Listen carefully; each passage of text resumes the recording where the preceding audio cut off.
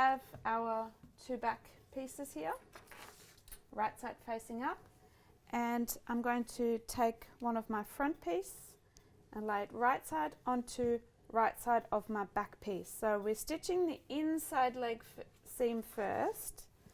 I have a knee notch around here, around the knee. I line that up. I've got a hem notch on the bottom here.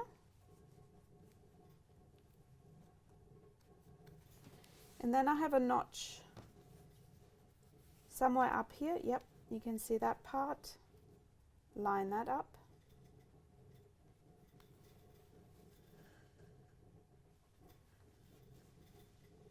And then I have the notch up here on the crutch and here, and you can see how the back is poking out.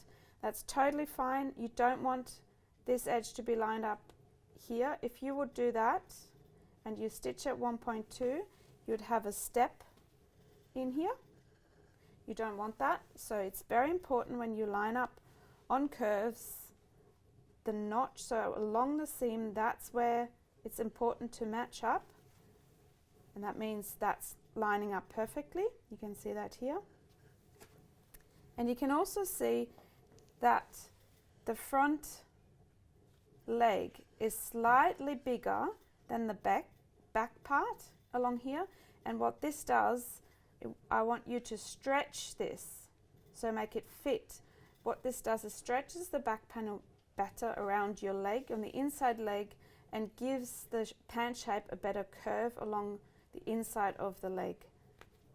So this is about 5 millimeters in the pattern piece. This part would be longer than the back, and that's just for extra stretch, and that's only in the last 15 centimeters roughly, or 18, but there's a notch in there for you and your pattern piece. So important that this lines up and that notch, and the rest needs to get stretched into here, and then we finish marking or pinning this on the bottom, and then we're going to stitch this at 1.2 and overlock together. You can also, if you have a thicker fabric, you might want to overlock it separately. In your case, for domestic machines, you might want to do a flat felt seam along here, or a French seam is also possible. Really think about what you can do rather than just zigzagging the seam. So in my case, I can stitch it up and then overlock it together.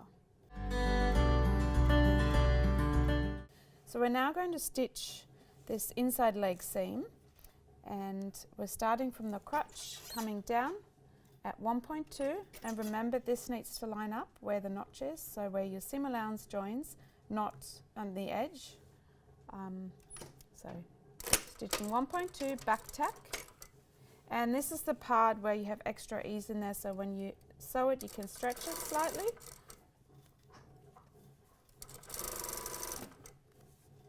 So the front is slightly bigger than the back, so the back is stretched onto the front.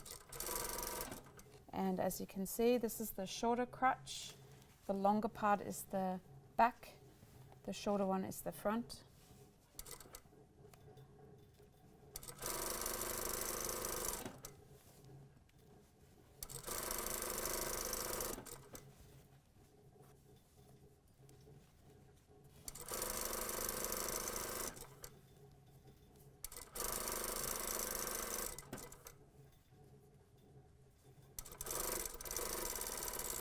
Stitching all the way down, back tack, and we're now going to overlock this seam and then press it towards the back.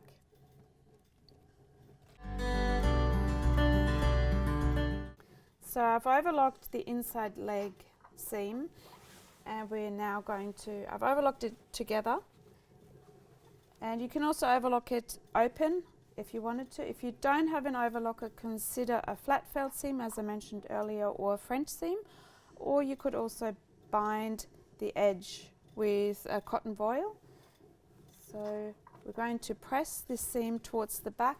If you don't know where the back is, there's a few indications. You've got your slanted side pockets, that's your front. You've got your dart and the patch pocket at the back, but also the crutch curve at the front is way shorter than the back part, so we're going to press it towards this side. Use both your hands pull the seam apart. I'm coming up here, and you can see how this is slightly eased in and that part is stretched.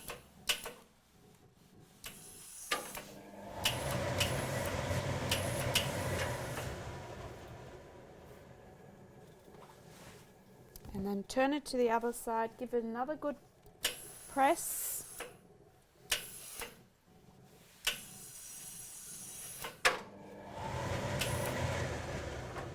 So very important that you press after each time of you stitched a seam. It really helps the end result of that garment.